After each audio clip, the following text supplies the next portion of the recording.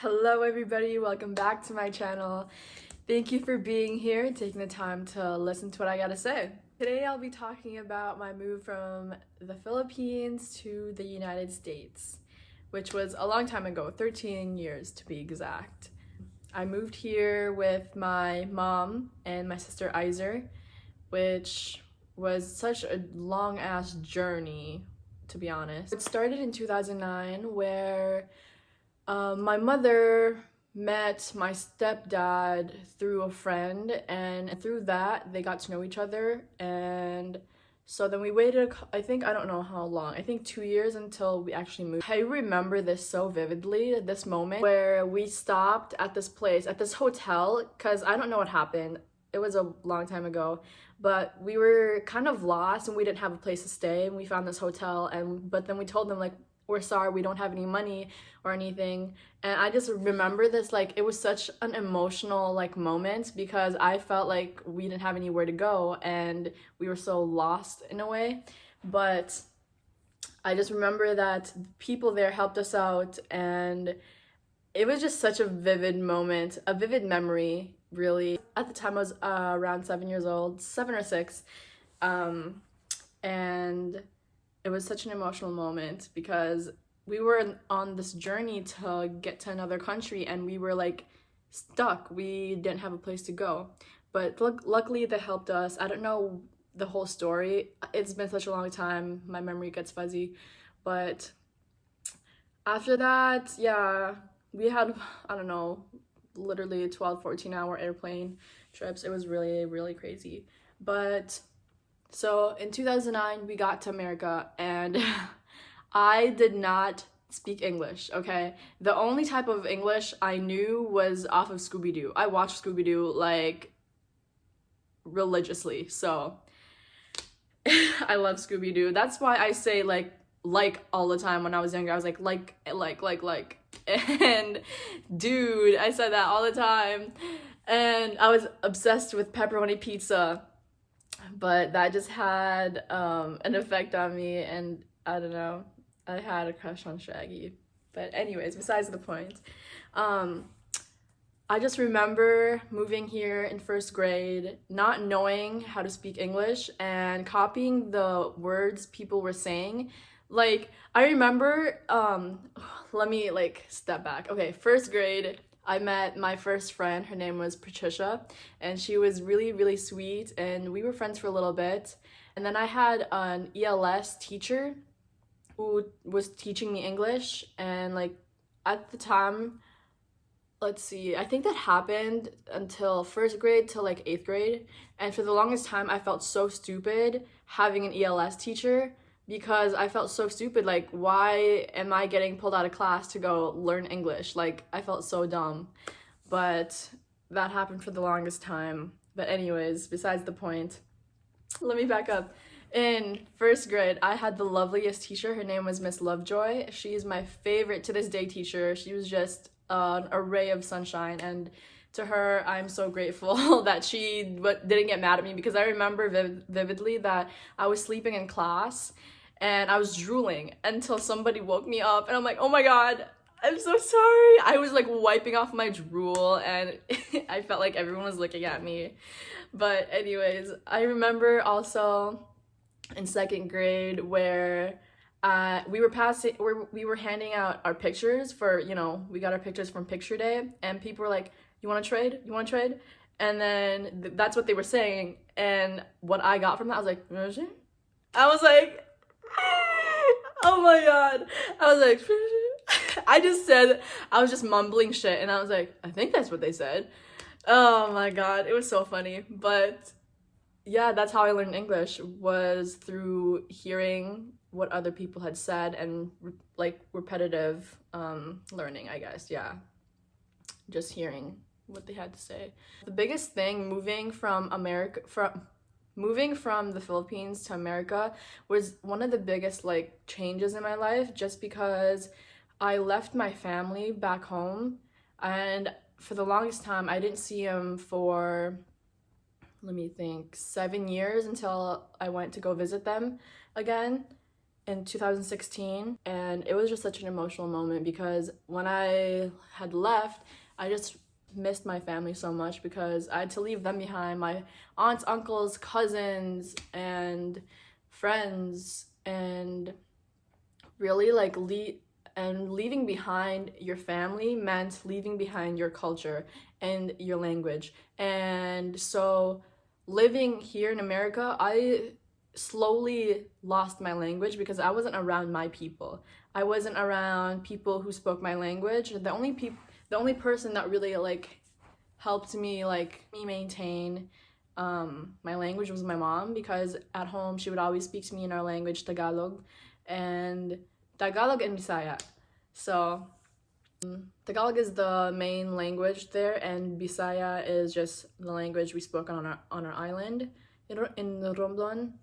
And I was trying to like, honestly, I remember wanting to forget my language so bad because I hated it. I hated the way it like my language was so different, and the way it wasn't like, it didn't sound nice. It was so like, it had this native tone, and just I hated that part of myself too. And so for the longest time I tried to speak only English. I spoke English to my mom at home too. I started doing that, and I honestly regret it because I'm trying to like learn my language again. And I understand what people say. It's just like putting all the words together and actually saying it is where I struggle at the moment.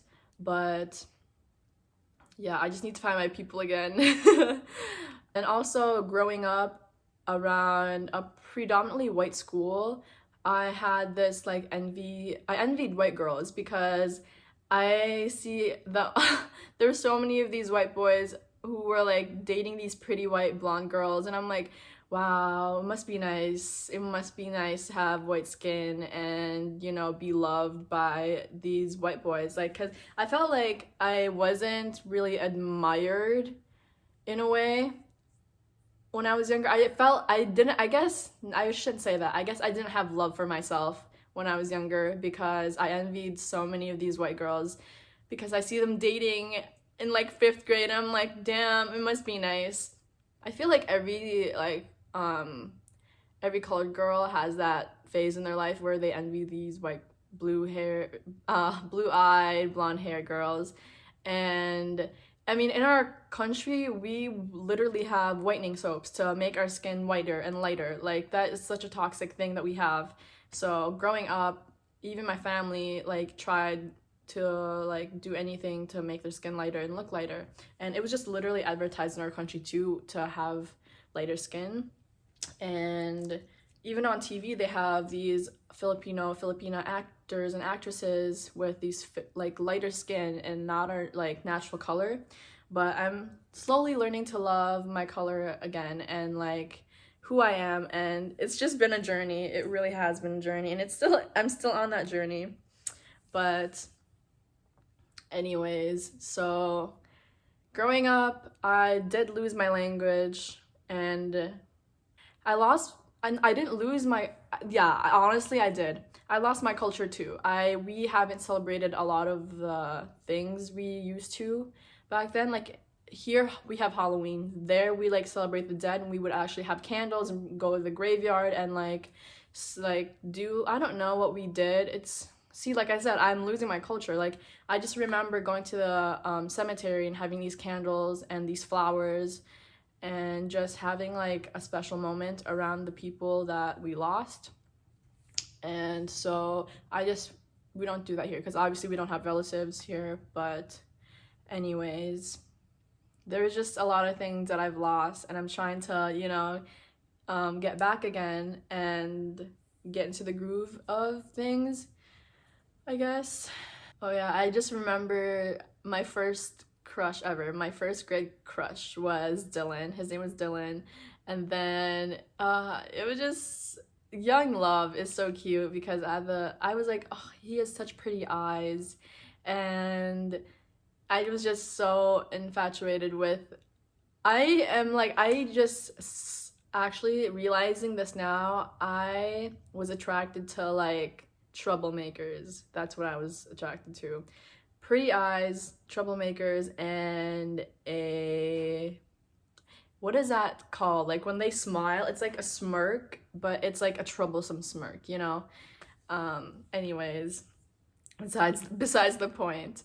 I think it was a hard transition too, not having people, really not having your people around you support you and like talk to you and have someone, you know, to tell things to, because back then I have a big family, bro. Like I have such a big family on my mother's side, like so many cousins, and from my papa's side, it's a big family. So transitioning from a place where you're surrounded with family to having none was just really hard for me too. I didn't realize it at the time because I just normalized it. I was like, oh God, it's so lonely here. Okay, I guess this is like how it is here. But I think it was a bigger transition for my mom too, because she's older and she remembers things more, and having to leave certain people behind was probably the toughest thing. And her friends and family was, I guess, one of the biggest changes too for her. Altogether, it was a big change for all of us, but I made some friends. I met my best friend, Katie, I think in 3rd grade, but we got really close in 4th grade with a group of friends. We started together, and I did make some good memories. I remember in 4th grade we had this fort contest where whoever made the best fort.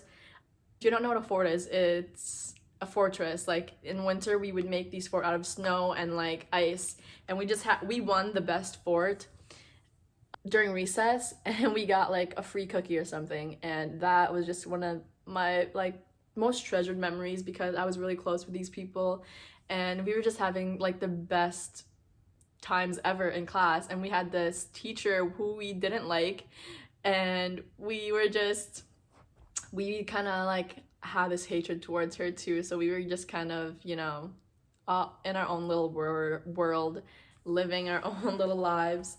But there's just so many memories that I do love. I remember, everybody knows that, anybody who went to high school with me knows how I dressed. Ever since I moved, I had this fashion sense that I just didn't give a fuck. I wore whatever I wanted to wear. I was always dressing up because I was that bitch. I was living as the main character of my life since day one. Okay, since day one. And yeah, it was a crazy change because a lot of things have been changing, and I just have realized how much I've changed as a person and how much more I'm willing to sacrifice my comfort for change. And I mean, moving here just showed me how much my parents have sacrificed for me and my sisters for a better life. Literally any immigrant that immigrates to the United States comes here for a better life and for opportunities. And so I'm repaying my parents back by going to college like they asked me to, and finishing that off, and hopefully becoming successful in the next 2 years. Because if I'm not, you'll find me in Italy, okay? My parents have just taught me how much sacrifice they've really done for me. And